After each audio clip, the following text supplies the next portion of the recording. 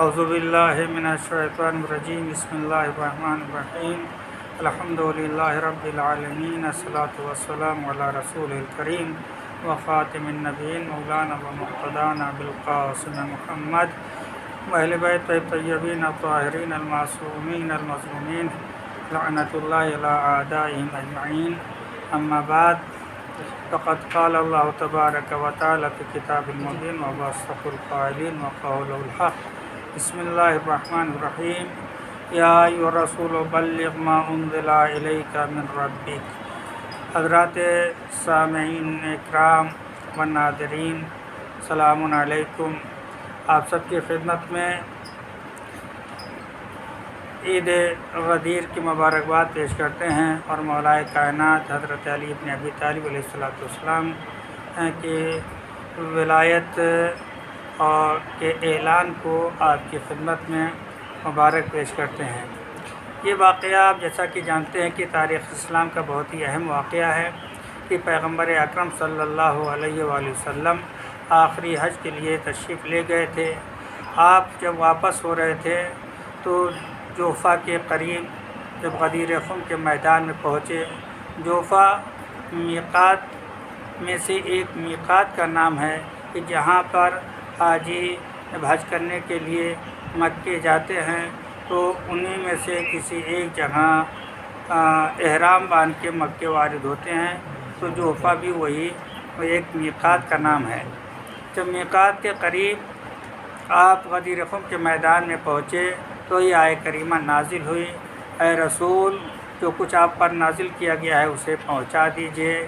یہ ما انزلہ میں کیا راز ہے حضرات، اس کو سمجھنے کے لیے قرآن مجید کی اس آیت سے پہلے آیت اور اس آیت کے بعد کی آیت کو اگر آپ دیکھیں گے تو اس میں بھی ما انزلہ بتایا گیا ہے اور ذکر کیا گیا ہے.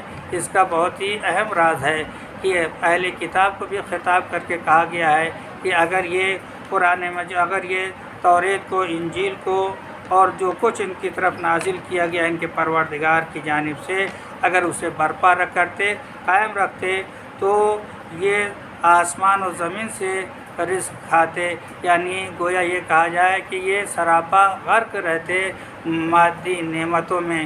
دوسری جانب یہ بھی اعلان ہوتا ہے اس آیت کے بعد، یعنی یا ایھا الرسول بلغ کے بعد جو آیت کریمہ ہے اس میں یہ اعلان کیا گیا ہے کہ یہ قل یا اہل الکتاب لستم علی شیء حتی تقیموا التوراۃ والانجیل وما انزل الیکم من ربکم. اس میں بھی کہا گیا اہل کتاب تم کسی چیز پہ نہیں ہو، یعنی تمہارا کوئی مقام نہیں، تمہارا کوئی مرتبہ نہیں جب تک کہ تم توریت اور انجیل اور وہ چیز کی جو تم پر نازل کی گئی ہے اس کو تم قائم نہ رکھو. یعنی مطلب یہ ہے کہ ما انزلہ میں ایک راز ہے جو پروردگار عالم اپنی اس اہم بات کی طرف اشارہ کرتا ہے کہ اگر اس پر انجام دیا جائے، اس پر عمل کیا جائے تو مادی نعمتیں بھی ملتی ہیں، روحانی نعمتیں ملتی ہیں، خدا کا تقرب بھی ملتا ہے، جیسا کہ اس آیات کے ذریعے سے طے ہو رہا ہے. یا ایھا الرسول بلغ ما انزل الیک من ربک میں بھی یہی بات نظر آتی ہے کہ ما انزلہ کے ذریعے سے ایک اہم پیغام اللہ نے پیغمبر کو دیا تھا. اس اہم پیغام کی تبلیغ اور اس اہم پیغام کو پہنچانے کے لیے تاکید کی، اور یہاں تک کہ تاکہ اگر کوئی آپ کو خدشہ ہے، کوئی ڈر ہے، کوئی خوف ہے تو پروردگار تمہیں محفوظ رکھے گا. پیغمبر اکرم کے اوپر جب یہ آیت کریمہ نازل ہوئی تو آپ نے اعلان کیا. جو لوگ آگے چلے گئے تھے انہیں پیچھے بلایا گیا، جو پیچھے رہ گئے تھے ان کا انتظار کیا گیا، یہاں تک کہ اس چلچلاتی ہوئی دھوپ میں، وہ چٹیل میدان میں جہاں کوئی سائبان نہیں تھا، صرف دھوپ تھی اور اس دھوپ کا سایہ تھا. گویا کہا جائے اس دھوپ میں اتنا بڑا مجمع تھا، کوئی چھوٹا موٹا مجمع نہیں تھا، بلکہ 1.25 لاکھ حاجی آپ کے ساتھ، پیغمبر کے ساتھ تھے. اور یہ جگہ اس لیے انتخاب کی گئی کہ چونکہ اب اس کے بعد جو مجمع پیغمبر کے ساتھ تھا وہ اب اپنے اپنے راستوں چلا جائے گا. کوئی عراق کی طرف چلا جائے گا، کوئی یمن کی طرف چلا جائے گا. لہذا یہاں پر پیغمبر کو حکم ہوتا ہے کہ اب وہ پیغام پہنچا دیجئے جو آپ کو دیا گیا ہے. پیغمبر کے اعلان کے مطابق سب کو روکا گیا، سب کا انتظار کیا گیا. جب سب لوگ آ گئے تو پیغمبر نے نماز ظہر منعقد ہوئی۔ نماز ظہر کے بعد قجاؤں کا منبر بنایا گیا، اس پر پیغمبر تشریف لے گئے اور جانے کے بعد آپ نے اعلان کیا اور مجمع کو خطاب کیا۔ مجمع کو خطاب کرنے کے بعد ایک جملہ کہا، بتاؤ تم لوگ اگر میں تم سے پوچھوں تو کیا تم لوگ میرے بارے میں کیا کہو گے؟ تو سب نے آواز دی، نشہد انک قد بلغت ونصحت وجاہدت فجزاک اللہ خیرا۔ ہم گواہی دیں گے کہ آپ نے پہنچایا پیغام کو، آپ نے نصیحت کی، آپ نے جو کچھ آپ کو کرنا تھا، جہاد کرنا تھا، آپ نے جہاد کیا، آپ نے پیغام پہنچایا اور آپ نے نصیحت فرمائی، اللہ آپ کو جزائے خیر عطا کرے۔ جب آپ نے یہ فرمایا، مومنین نے کہا، پھر اس کے بعد میں پیغمبر اکرم صلی اللہ علیہ وآلہ وسلم نے ایک سوال کیا، بتاؤ کیا میں نے توحید کا پیغام نہیں پہنچایا؟ کیا میں نے اپنی رسالت نہیں پہنچائی؟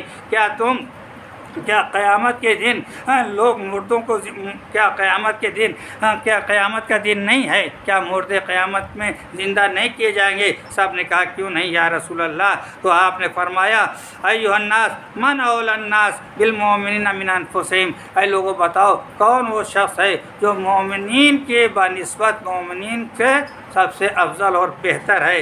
تو سب نے کہا کہ اللہ اور اللہ کا رسول ہے۔ ایک مرتبہ پیغمبر اکرم صلی اللہ علیہ وآلہ وسلم نے فرمایا، اس کجاوے کے منبر پر جو آپ تھے تو آپ نے خطبہ دیا تھا، طویل خطبہ ہے، اس طویل خطبے کو کہاں اس مختصر سے گفتگو میں لایا جا سکتا ہے؟ لیکن آپ نے مجمع کے ایک سکوت جب طاری ہو گیا اور آپ نے اعلان کیا، اعلان کرنے کے بعد کہا کہ میں تمہارے درمیان دو گراں قدر چیزیں چھوڑ کے جاتا ہوں، ایک قرآن ہے، دوسرے میری اطرت ہے۔ پھر اس کے بعد ایک مرتبہ پیغمبر اکرم صلی اللہ علیہ وآلہ وسلم نے حضرت علی علیہ السلام کا ہاتھ پکڑا اور پکڑنے کے بعد کہا، من کنت مولا ہو فہذا علی مولا۔ یہ جملہ آپ نے فرمایا اور اس کے بعد اس جملے کو فرمانے کے بعد پیغمبر اکرم نے ایک دعا فرمائی۔ وہ دعا کیا ہے؟